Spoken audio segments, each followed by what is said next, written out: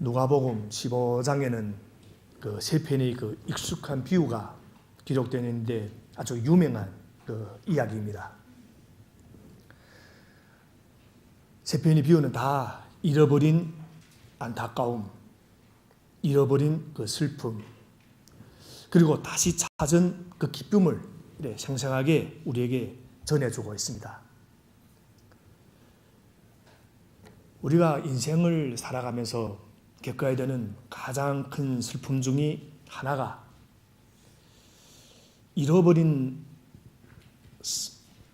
그런 슬픔이 아닌가 싶습니다. 반대로 우리가 살아가면서 가장 큰 기쁨이 있다면, 또 가장 기뻐해야 될 일이 있다면 잃어버린 것을, 소중한 것을 다시 찾았을 때 다시 찾은 그 감격이 또 아닌가 싶습니다. 100마리 중에 한 마리 양을 찾은 기쁨, 여인이 동전 10개 중 하나를 찾은 그 기쁨, 그리고 이번에는 아들들 중에 하나를 잃어버렸다가 그 잃어버린 아들을 찾은 그 기쁨, 양으로부터 돈, 돈으로부터 아들. 여기 그 두 아들 중 하나를 잃어버렸던 그 아버지가 마침내 오랫동안 기다렸던 그 아들을 다시 찾은 기쁨에 모든 종들과 이웃들을 불러서 그 기쁨을 지금 함께 하고 있습니다. 오늘 본문을 보면. 그런데 오늘 본문에 또 유일하게 딱 한 사람, 이렇게 함께 즐거워하는 자리에서 이 즐거움에 동참하지 못한 한 사람이 오늘 본문에 등장합니다. 그것은 다른 사람이 아니라 아버지 다음으로 가장 기뻐해야 될 사람, 이 탕자의 형이 되는 이런 사람입니다. 우리는 그 잃어버린 아들을 말할 때, 오늘 이 본문을 말할 때 흔히 언제나 주인공을 이렇게 탕자에게 둡니다. 그러나 오늘 본문을 잘 살펴보면 이 모든 메시지는 누구에게 준 메시지인가 하면 큰 아들에게 비유된 바리새파 사람들과 율법학자들에게 준 메시지입니다. 사실은 그 배경을 쭉 살펴보면 그 배경이 그 오늘 본문 15장 1절부터 2절에 나옵니다. 우리 1절, 2절을 찾아서 함께 읽어보겠습니다. 그 배경이 설명된 그 이유가 기록되어 있습니다. 우리 다 찾아주신 줄 알고 우리 1절, 2절을 우리 함께 읽어보겠습니다. 세리들과 죄인들이 모두 예수의 말씀을 들으려고 그에게 가까이 몰려들었다. 바리새파 사람들과 율법학자들은 투덜거리며 말하였다. 이 사람이 죄인들을 맞아들이고 그들과 함께 음식을 먹는구나. 여러분, 이 세 이야기 배경은 수많은 가난하고 소외되고 손가락질을 당하던 사람들, 세리와 죄인들, 그들이 예수님을 통해서 치유받고 말씀 듣고 구원받고 그 감격 때문에 지금 예수님 앞에 나오고 예수님도 그들과의 기쁨에 함께 동참합니다. 그들을 부끄러워하지 않고 그들의 초청에 응하고 그들과 함께 먹고 마셨을 때 그것 때문에 정말 불편했던 사람들이 생겨납니다. 다시 말하면 죄인들이 회개하고 돌아왔을 때 불편했던 사람은 누군가 하면 스스로 이롭다고 생각하는 이 바리새 사람들과 그 율법학자들이었습니다. 이 사람이 죄인들을 맞아들이고 그들과 함께 음식을 먹는구나 하면서 그들이 투덜거립니다. 여러분, 죄인들이 돌아왔을 때 가장 기뻐해야 될 사람, 정말 하나님의 마음을 알았다면, 이 바리새인과 율법학자들이 정말 하나님을 사랑했더라면 잃어버린 자가 돌아오는 그 기쁨을 먼저 기뻐해야 될 사람들이 그들이었습니다. 왜냐하면 비록 부족했지만 손가락질을 당하던 이런 죄인과 그 세리였지만 그래도 그들은 자신들이 동족이었고 그런 그들이 하나님 앞에 돌아왔을 때, 회개하고 돌아왔을 때 정말 가장 기뻐해야 될 사람들이 바리새파 사람들이고 율법학자들이었습니다. 그런데 오늘 본문을 보면 오히려 그들이 자신의 동족이었고 죄인들이었던 그들이 회개하고 하나님께 돌아왔을 때 그 돌아오는 것을 싫어합니다. 불편해했습니다. 어떻게 저런 인간들이 우리 공동체에 다시 돌아오나? 어떻게 저런 인간들이 우리 교회에 들어오나? 함께 즐거워하고 함께 울고 싶지 않은 사람들로 그들을 이렇게 판단했던 겁니다. 어쩌면 이 바리새인과 율법학자들이 오늘 우리들의 모습일 수도 있습니다. 그런 의미에서 오늘 이 본문은 당자의 이야기로 유명하지만 저는 오늘 이 큰 아들의 초점을 두고 함께 기뻐하고 함께 즐거워해야 하는 것이 무엇인지에 대해서 함께 교훈을 나누고자 합니다. 우리 25절부터 28절을 우리 함께 읽겠습니다. 오늘 본문 25절부터 28절입니다. 시작. 그런데 큰 아들이 밭에 있다가 돌아오는데 집에 가까이 이르렀을 때 음악 소리와 춤추면서 노는 소리를 듣고 종 하나를 불러서 무슨 일인지를 물어보았다. 종이 그에게 말하였다. 아우님이 집에 돌아왔습니다. 건강한 몸으로 돌아온 것을 반겨서 주인 어른께서 살진 송아지를 잡으셨습니다. 큰 아들은 화가 나서 집으로 들어가려고 하지 않았다. 아버지가 나와서 그를 달랬다. 오래간만에 이 집에서 잔치가 벌어졌습니다. 어떻게 보면 오랫동안 좀 우울했던 집이었습니다. 집 떠나간 아들을 기다리는 집안. 지금처럼 전화를 할 수 있는 것도 아니고 한 번 나가면 돌아올 때까지 소식조차 이렇게 알 수 없는 그 시대에 즐거운 일이 있어도 웃을 수 없었던 아주 무거웠던 이 집안 분위기 속에 모처럼 이래 잔치가 벌어졌습니다. 그러니까 온 가족뿐만 아니라 온 이웃이 함께 모여서 또 종들조차 또 함께 기뻐합니다. 그런데 이 집이 큰아들 일하러 나갔다가 집에 돌아오는데 이 집안에서 오래간만에 들려온 이런 잔치 소리 때문에 이해합니다.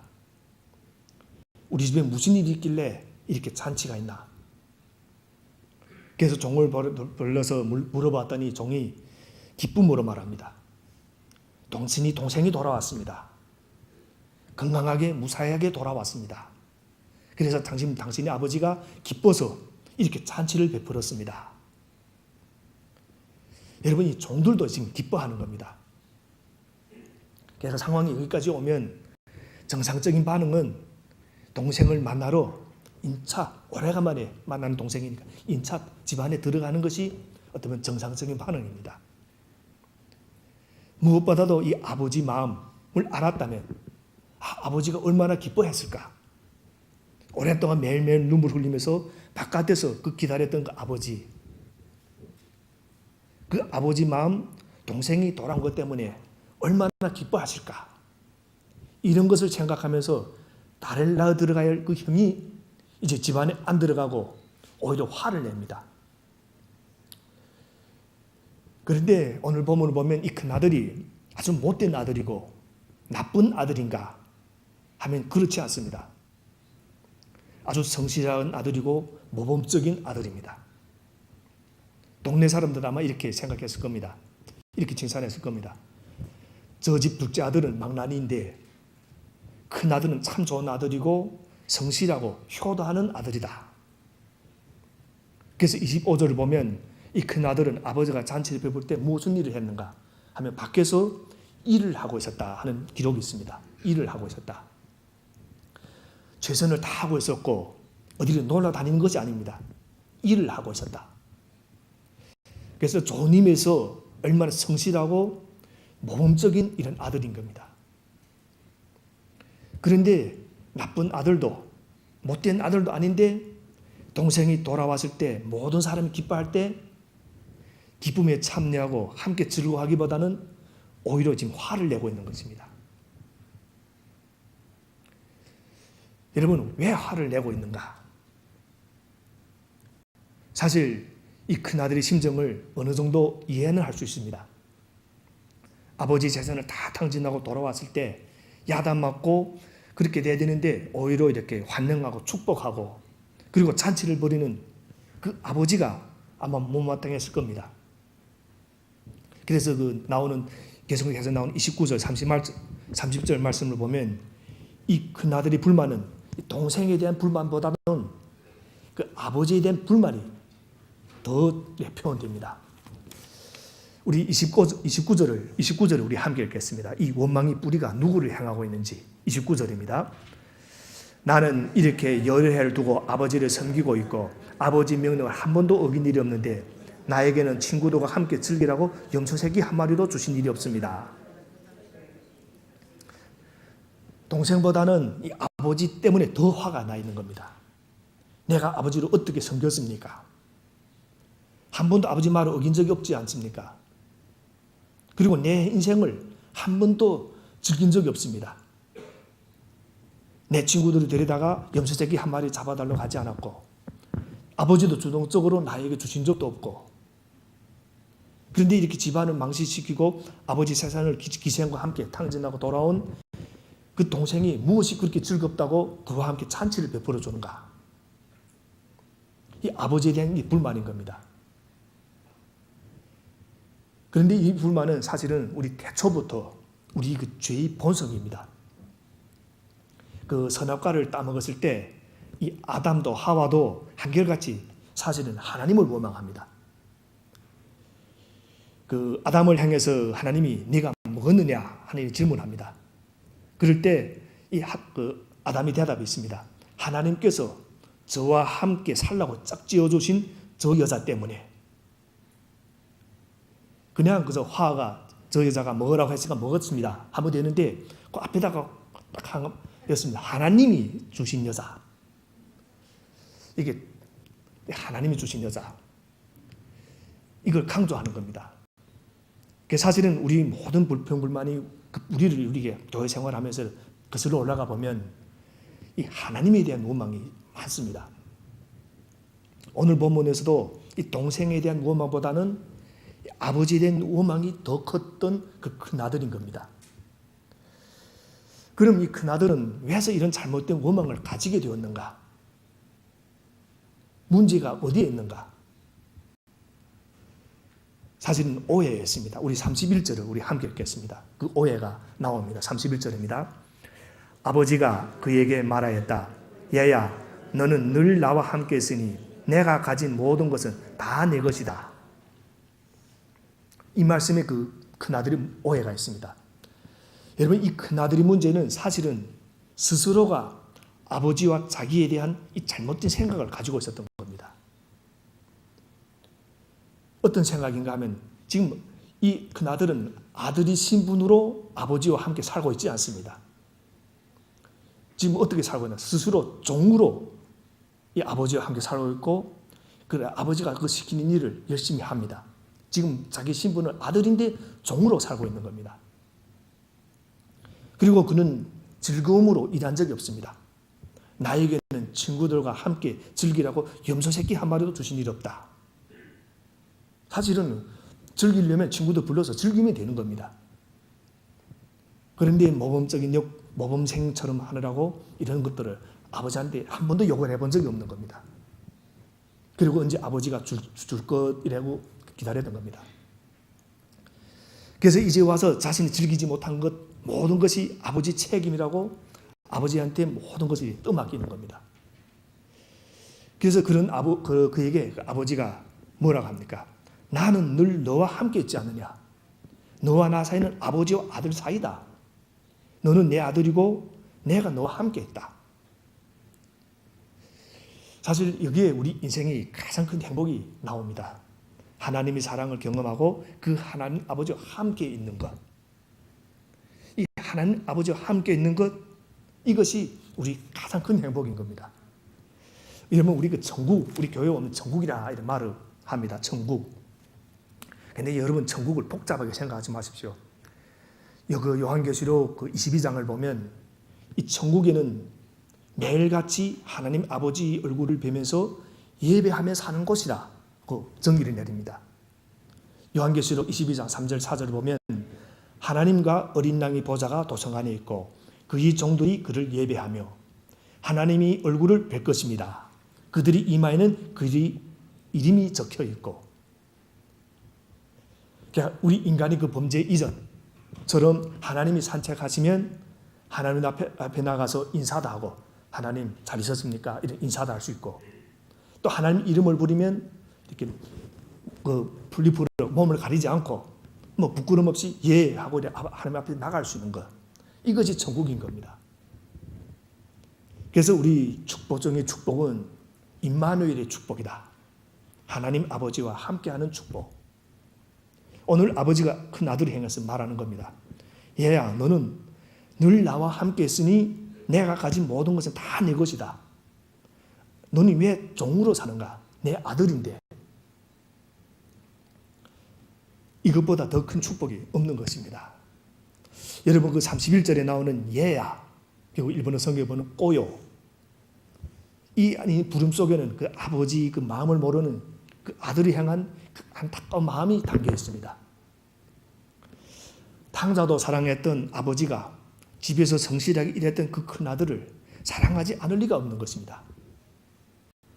화가 나서 집에도 들어가지 않은 그 큰 아들을 보면서 실망하고 오늘 본문에 보면 야단을 쳐도 되지만 오늘 보면 아버지는 야단을 안 칩니다. 네가 형이야.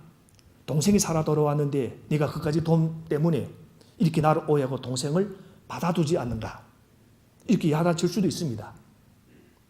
그런데 아버지가 달려나오고 아들을 달랩니다. 그러면서 화를 내고 원망하는 그 아들을 향해서 얘야 너는 늘 나와 함께 있지 않느냐. 네 동생이 돌아와도 네가 가진 모든 것이 너희 것이라는 것은 변하지 않는다. 너희 것은 너희 거다. 여러분 이것보다 더 큰 축복이 없는 것입니다. 그런데 이 큰 아들은 초점이가 돈에 있고 재산 분배에 있었던 겁니다. 또 동생아 그 재산을 또 한 번 나눠야 된다 하는 걸 생각하니까 기가 막혔던 겁니다. 그런데 사실은 동생은 돌아오면서 사실은 그런가 하면 그렇지 않습니다. 사실은 동생은 돌아오면서 아버지 재산을 또 한 번 나눌 생각은 전혀 하지 않습니다. 그것이 오늘 보면 18절부터 19절에 나옵니다. 우리 15장 18절부터 19절도 우리 함께 읽어보겠습니다. 18절 19절입니다. 내가 일어나 아버지에게 돌아가서 이렇게 말씀드려야 하겠다. 아버지, 내가 하늘과 아버지 앞에 죄를 지었습니다. 나는 더 이상 아버지 아들이라고 불릴 자격이 없으니 나를 품꾼이 하나로 삼아 주십시오. 지금 이게 동생의 생각입니다. 그저 품꾼이라도 좋다고 생각하고 어렵게 지금 아버지 집에 돌아가는 길을 선택했던 겁니다. 당당한 모습으로 아버지 집에 돌아온 것이 아닙니다. 그리고 형과 재산을 또 나누려고 해서 돌아가는 것도 아닙니다. 그저 품꾼으로도 삼아도 좋다. 이 죄인된 모습으로 돌아온 겁니다. 여러분 오늘 이 본문을 보면 종들도 집 나간 이 동생이 건강하게 돌아왔다고 전하면서 기뻐합니다.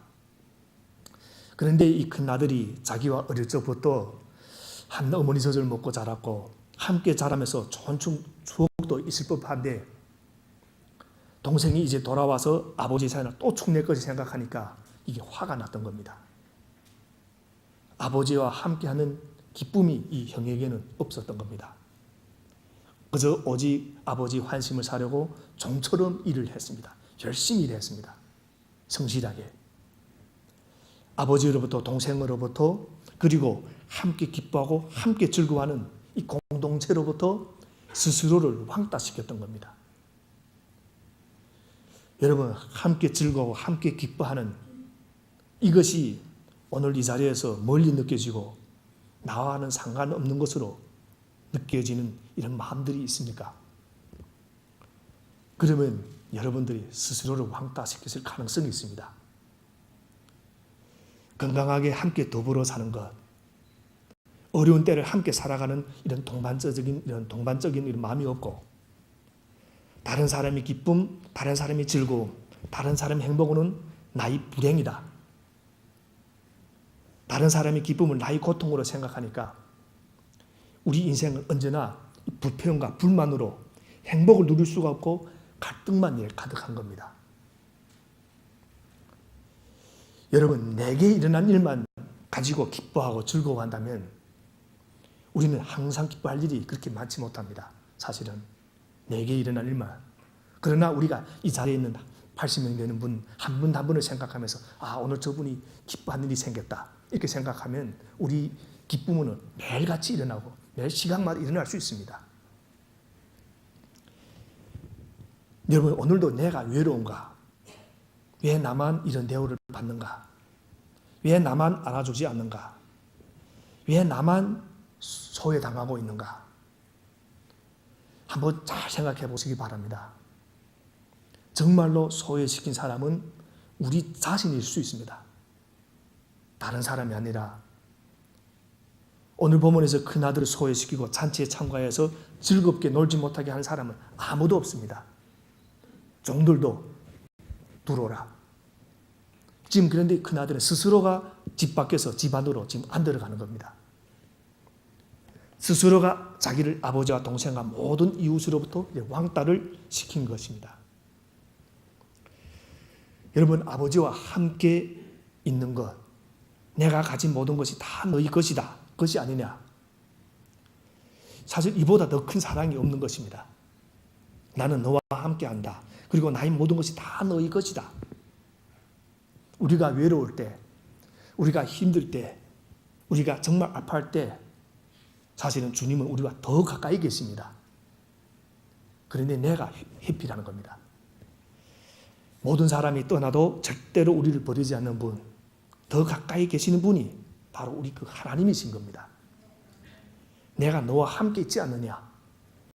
일을 잘하기 때문에, 내가 공부를 잘하기 때문에, 내가 어떤 똑똑하기 때문에, 내가 봉사를 많이 하기 때문에, 내가 헌신하기 때문에, 너는 내 아들이기 때문에 이래서 사랑한 게 아닙니다.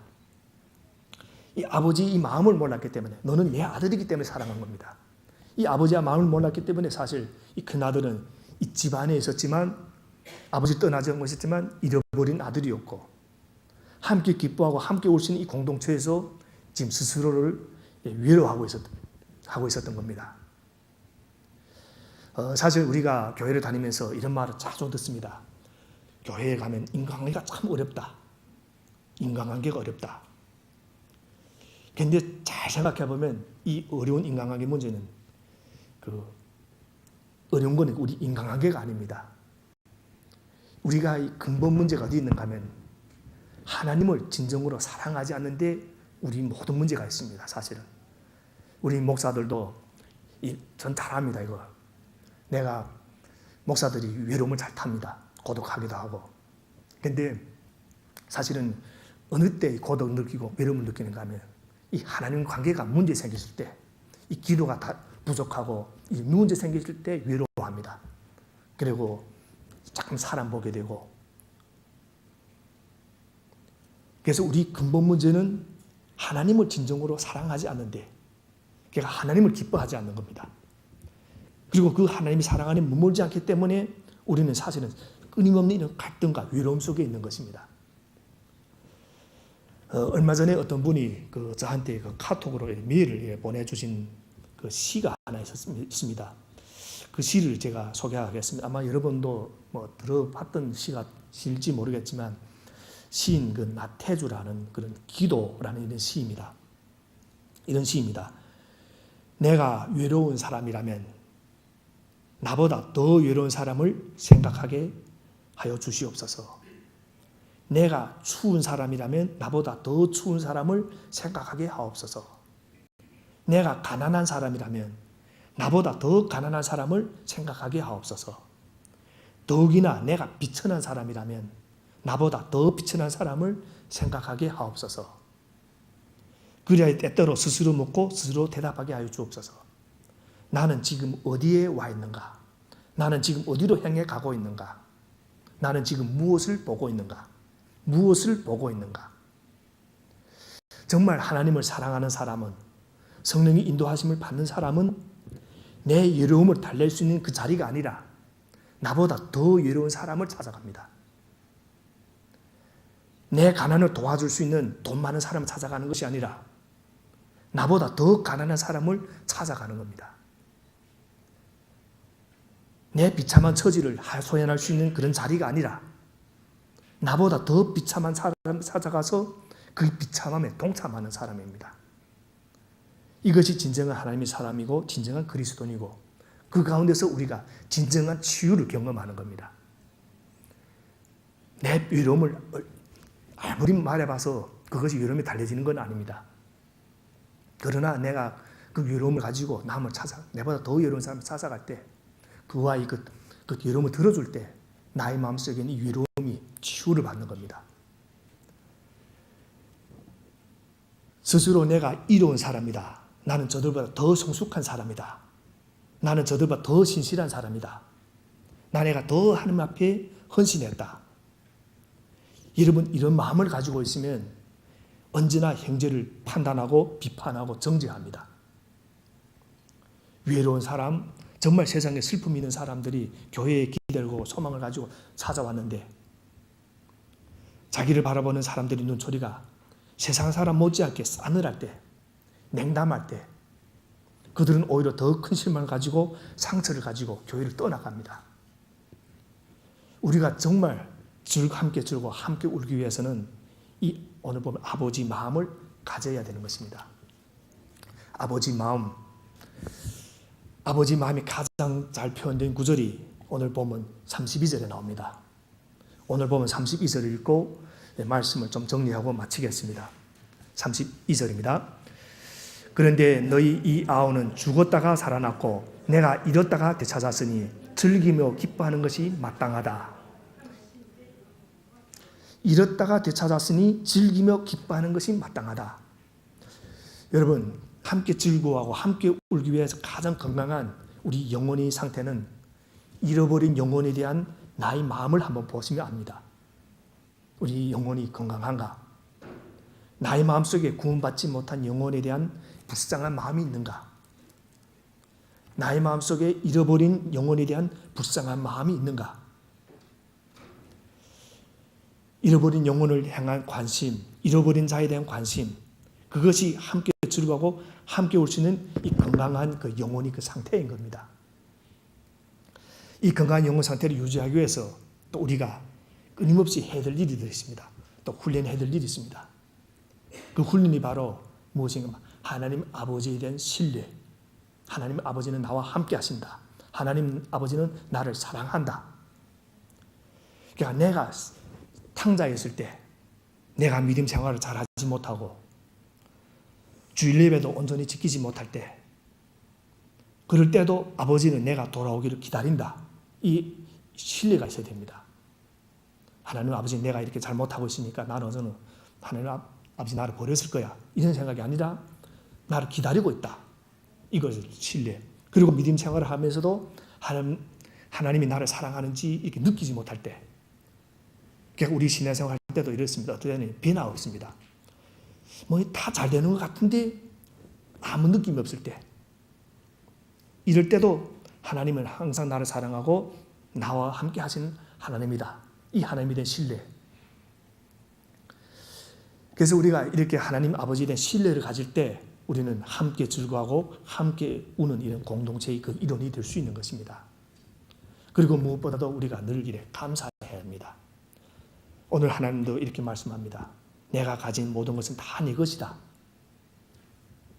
나의 존재와 나의 가진 모든 것은 하나님이 주신 사랑의 선물이다. 이것을 우리가 감사할 수 있어야 되는 것입니다. 그리고 우리가 함께 울고 함께 즐거워하는 위해서는 우리가 또 끊임없이 우리 하나님이 주신 세 가지 은혜를 우리가 기억해야 할 필요가 있습니다. 잃어버린 양이었던 내가 구원받았다는 이 은혜, 이것이 첫째입니다. 그리고 남을 도와줄 수 있는 하나님의 도구로 쓰임받는 은혜, 이것이 둘째입니다. 그리고 일생생활에서 언제나 나와 함께 하시고 우리 구석구석까지 살펴주시는 우리 일생생활에서 일어나는 하나님의 은혜, 이 세 가지를 항상 생각하고 감사할 때 우리 신앙생활은 율법적인 이런 종교생활이 아니라 진정으로 나도 살고 다른 사람도 살리는 이런 신앙생활이 되는 것입니다. 그래서 하나님에 대한 신뢰를 회복하고 함께하는 하나님, 나를 여전히 사랑하는 하나님, 그리고 그 하나님 향해서 나가는 우리 고배동부교회 귀한 성도님들 되기를 주님 이름으로 축원합니다.